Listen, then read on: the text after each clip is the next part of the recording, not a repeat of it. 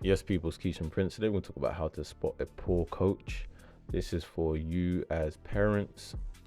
This is also for you as a player if you're looking to join the team. But I think this is more tending towards probably in the leaner side of parents bringing children to coaching sessions. Because right now you can have a very good marketing scheme. You can post stuff. You can do a lot of drills with one individual and everything looks good. We can, as coaches, right now, can put a mask on and how really true their sessions are on a consistent basis. Am I saying there's a perfect coach? No, of course not. But there is standards, and I've been coaching and playing. So when I was playing football in Spain, I was coaching. When I was playing football in Australia, I was coaching as well. And obviously over here in England, I've coached at Arsenal. I've coached in Manchester with Man City for a bit. And I've done work with players, young players, older players, etc.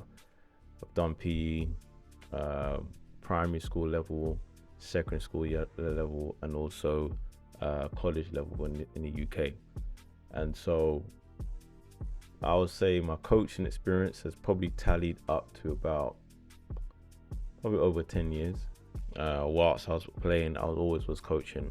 And I'm not talking just one-to-ones, I'm talking large groups. And this is where it's tailored to, because most of the sessions that coaches will have at least minimum 10 to 15 per coach. And sometimes obviously they'll fling in an extra one, which you should do, because it's hard for one coach to give the correct communication to all the players. But these are the things that for me are the stuff that you have to be careful as parents. And I'm not saying that coach can't change, but the development of that child could be stagnant or not developed. One of the things that a poor coach will do frequently is failure to prepare. All right, so this could be a case, and this is how you know someone is not preparing, is if they come last minute, they turn up just before the session is about to start, and they're just putting on anything. All right,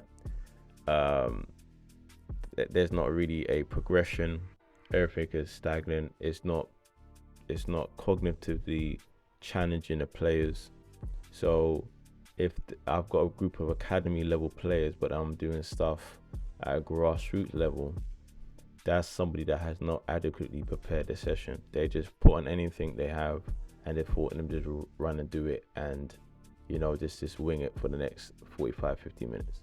All right, the second one is a lack of effective communication and player management. This is the big one. All right, sometimes being overly critical, all right, and lacking positive reinforcement, all right, and also unable to address the individual player needs and concerns. Sometimes you can correct a player openly, know when to correct the player openly and when to correct the player privately. Not every player can deal with open correction well. Sometimes you got to discern that individual, whether it's best to just go in privately and to say, because they didn't want to, look bad in front of the other players, for example, especially at younger level. All right, because this will lead to low morale, lack of trust, etc. And this leads on to also poor demonstration. The third one, the big one, is not doing demos.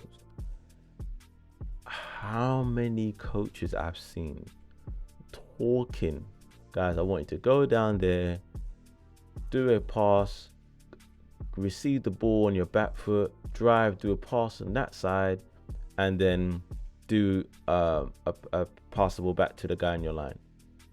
And you may have done that drill with 3 or 4 players in that session, but the other 10 have no clue what you're talking about. I went to a session on Saturday with one of my sons, and one of the coaches was doing exactly that, and he was just talking. And of course, my son, along with other players, didn't know what was going on, and the drill collapsed, and then he had to then demonstrate it. Then when you progress it to make it a bit more challenging, there was still no demonstration.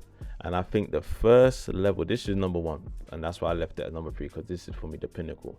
If a coach does not demonstrate it, and don't only just demonstrate it, but demonstrate it 3 times. 1 time they will get it, 2, it settles in the mind. The third one is like, all right, don't just do a 1-time demonstration, okay? Do it 3 times. So if it's going to be receiving the ball in the back foot, do as slow motion as possible, exaggerating it as much as you can, and do it 3 times. And then look back at your group and say, does everybody understand? If you don't understand, it's okay. Lift your hand up if you want me to do it again. And trust me, when you say that to a group of kids, you will have probably 3 or 4 that will say again. And that's when you just do it again.